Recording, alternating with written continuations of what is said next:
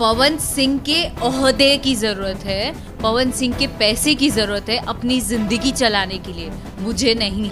जी हाँ दोस्तों, जैसा कि आप सबको तो पता ही होगा, इस वक्त पवन सिंह और खेसारी लाल का विवाद बहुत ज़्यादा अटक चुका है।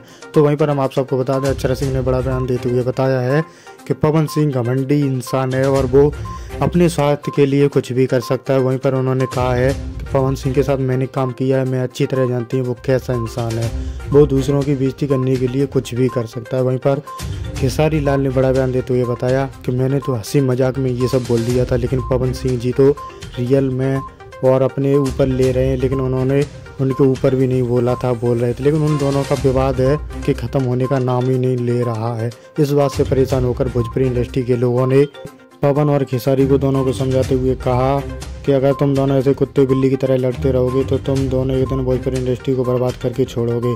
मनोज तिवारी, रवि किशन, निरहुआ जी ने भी बड़ा बयान दिया है कि तुम्हारी शादी के बाद भी तुम्हें इतना नहीं लगा कि तुमने अपनी पत्नी को डिवोर्स दे दिया, लेकिन सब ने समझाया, लेकिन ये विवाद है कि रुकने का नाम नहीं ले रहा, बढ़ता जा रहा है। तो दोस्तों, आपकी क्या राय है इस विवाद के बारे में कमेंट में ज़रूर बताएं। और चैनल पर नए हैं तो चैनल को सब्सक्राइब करना ना भूलें, बेल आइकन